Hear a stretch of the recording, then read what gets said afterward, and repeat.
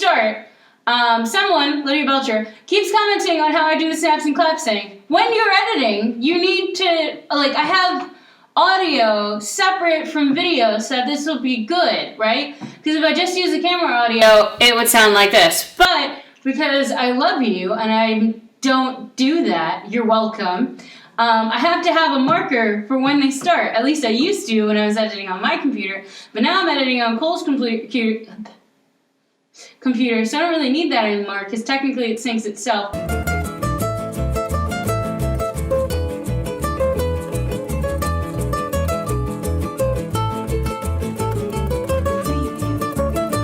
Cool. So there's a bunch of pieces. And some of them are like gold. Like, it's such a cool set, I think. Yes. But it's also a little confusing. So we're also gonna just like talk through it. It's gonna be fine. This piece is very... No! Oh my gosh!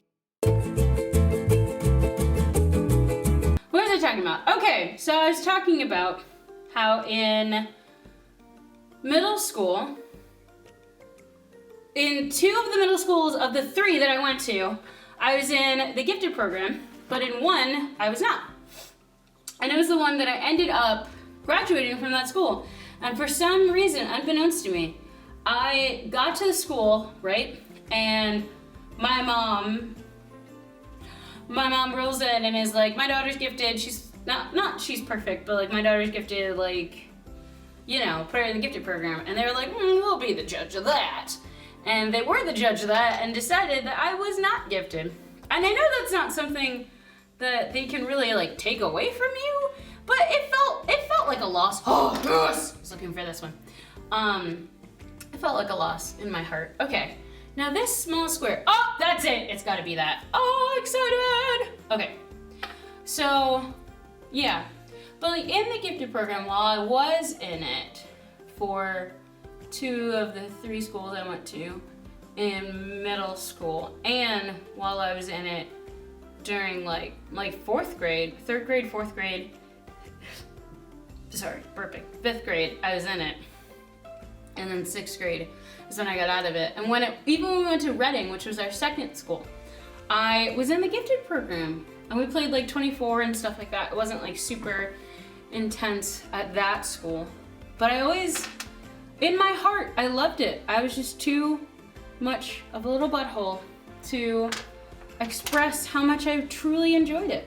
Yeah, and I remember once, oh my gosh, I tried to forget about this. I buried this in the back of my mind. But you and I, we're just putting together Jerusalem and having a chat. So I'm this. I don't know where this is. Is this number 2? No freaking way. Oh my gosh, it totally is. Sorry. That's a little page. This is so exciting. Like, I'm having so much fun. Quarantine, totally fine now. Oh my goodness. Oh my gosh, this is so cool. It's probably not focused. At some point, I'll take a picture of it. That's super neat. I put that in.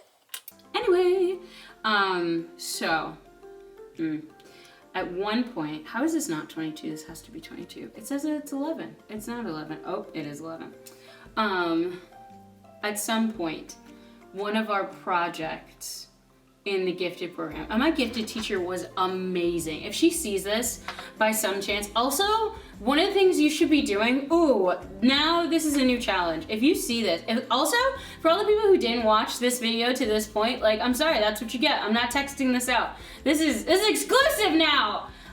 If you see this, I want you right now, or at some point very soon, to text or email or call one of your teachers and tell them how much you appreciate them. Because I do that now as an adult because I know how freaking hard it is to be a teacher. And I can only imagine how freaking hard it is to be a teacher in a global pandemic. So especially if you're homeschooled. If you're homeschooled, you just go down the little stairs right now, because obviously you're watching this upstairs. Go down your little stairs and go tell your mom that you appreciate her. Because you should. Or your dad. I don't know who teaches you. I don't live at your house. Anyway, and one of the things that she had us do, she wanted us to invent something. Now, as a kid, and right now, like in my life as a person, like I'm pretty imaginative and I'm pretty creative, half because I have time on my hands. Not a ton of time. Some of you think I have like all the time in the world, like just all the free time that ever existed, and I don't. But some of you know that I don't. And like now, I'm more imaginative because I'm an adult, and I don't know what changed in my brain, but something did for the better. and I can just use my brain more than I used to.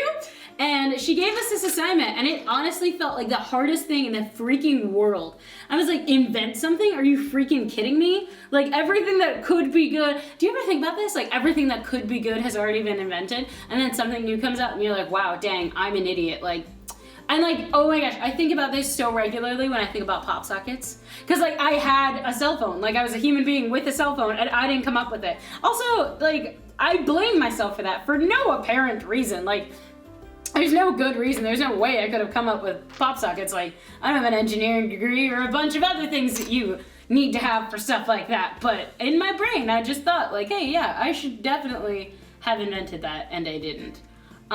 But she wanted us to invent something, and it made me super mad because I couldn't come up with anything, half because I was lazy, and half because I was not particularly imaginative. And so she's like, do this, and I was like, okay. And so I dragged my feet on it for literal ever. Like, I don't know. We had this assignment for like weeks, and I just dragged my feet, and I just didn't work on it, and I just didn't want to, so I just didn't like do it. And then we get to the end of it, and like in my brain, I was like, oh yeah, at the last second, I'll come up with something totally good. No, I wouldn't. But I was like, ooh, yeah, it'll be great. It'll be totally fine. And so at the last second, the only thing that I could come up was floaties for dolls. That was my very creative and imaginative invention. Floaties for dolls. And we were supposed to make a prototype and everything. Not that she gave us any money or anything like that, but like, she was just like, do this, like make this happen. And she just had a lot of belief for a bunch of 5th graders. If I could go back in time, I think I would not have started this. This is why I hate puzzles, cause I like, if you told me where everything goes, maybe if I clear out some of the clutter, cause I know that these are wall pieces. So I know that this makes up the wall and stuff like that. And these little blocks are probably like these, cause that makes sense, but like, I don't know. And I think, to my memory, I should have like left a note in here for future casting. Pro tip, gonna do that now. I'm also pretty sure this big wood piece goes like here, but I just don't want to do that, so we're just not going to do it.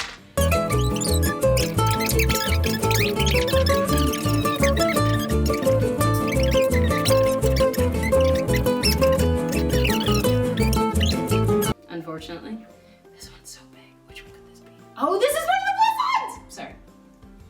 That's exciting. There you go. Now there has to be a second one. I don't know where it is. Oh, found it. This is when puzzles get fun, when you're intelligent. My nose feels dry. Corona. No, I'm kidding, that's not funny.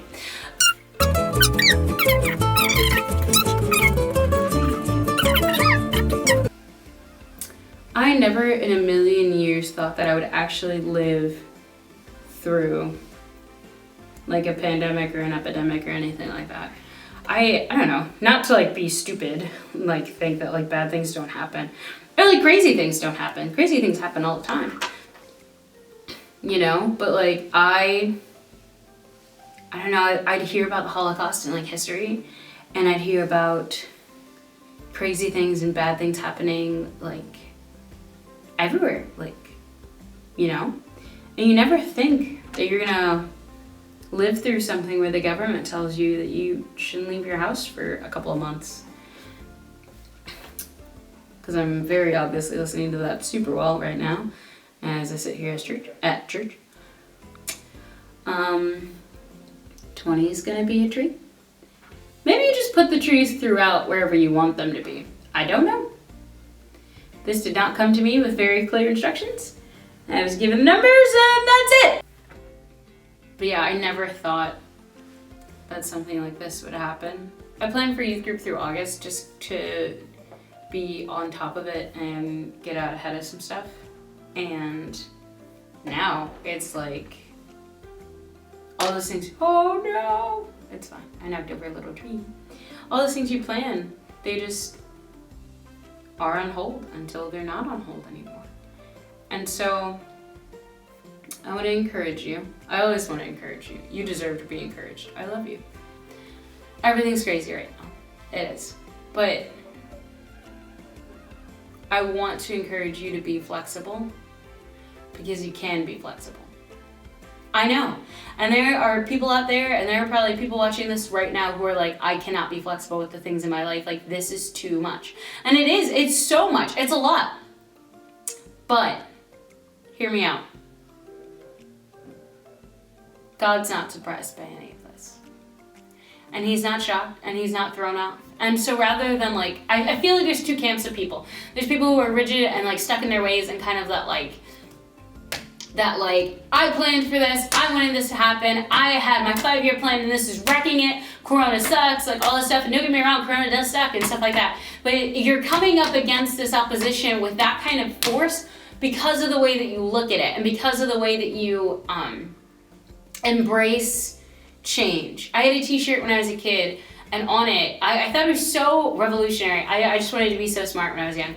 And I thought it was the most revolutionary thing I had ever seen in my whole life. And it said, the only constant is change, find the rhythm. This isn't the only change that's gonna happen in your life that you're not gonna see coming and that you're not gonna expect. But this is gonna grow you and help you to be even more prepared for the things that are to come. Not that I'm trying to make you daunted or scare you or anything like that, but you have the ability and the responsibility right now to choose to find peace in a situation where it feels like there isn't much. To choose to find joy and to choose to be a blessing. You can do that. Yeah, that's it for today.